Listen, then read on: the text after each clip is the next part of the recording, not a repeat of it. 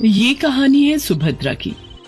सुभद्रा गांव में रहती है और उसका बेटा अखिल शहर में। वो वहाँ एक मल्टीनेशनल कंपनी में जॉब करता है। सुभद्रा का बेटा अखिल अचानक से शहर से उससे मिलने गांव आया था। बेटे को देखकर वो बहुत खुश हुई और फिर से वही शिकायतें उसकी शुरू हो गई जो हर माँ की होती हैं।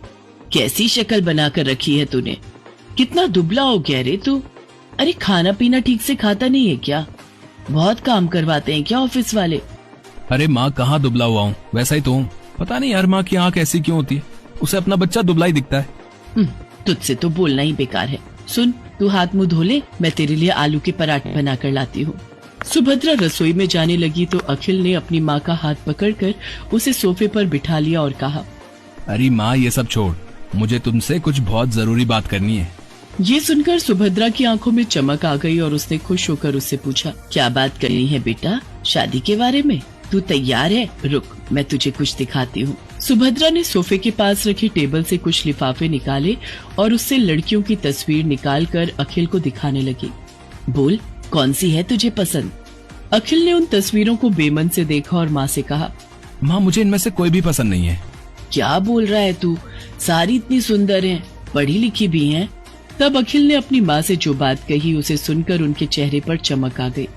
अरे सच, तूने लड़की पसंद कर ली है? अरे कौन है वो? क्या नाम है उसका? कहाँ की है? अरे माँ एक साथ इतने सारे सवाल। ये कहकर अखिल ने अपना मोबाइल निकाला और उसकी गैलरी से आकांक्षा की तस्वीर निकाल कर दिखाई। उसे देखकर सुभद्रा बहुत खुश हुई। वाह, कितनी सुंदर है मेरी बहू। मैं बहुत खुश हूँ बेटा, बहुत खुश। अखिल और आकांक्षा की शादी हो गई। जब वो पहली बार उसे लेकर घर आया तो सुभद्रा द्वार पर उसकी आरती उतार रही थी, तो आकांक्षा को ये सब पसंद नहीं आ रहा था। आकांक्षा शहर में रहने वाली मॉडर्न ख्यालों की लड़की थी। उसने सुभद्रा से कहा, क्या मम्मी जी, अब ये सब कौन करता है? अरे क्यों नहीं करता, सभी करते हैं। लक्ष्मी हो तुम मेरे घर की, और लक्ष्मी का स्वागत तो ऐसे ही किया जाता है। सुभद्रा की बातों को सुनकर आकांक्षा ने अपना मुंह बना लिया।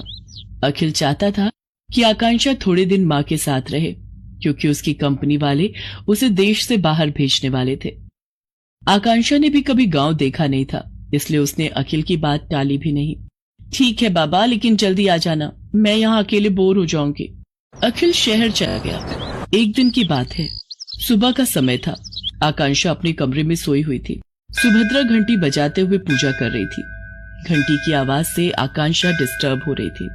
वो गुस्से में बाहर आई और सुभद्रा से कहा, क्या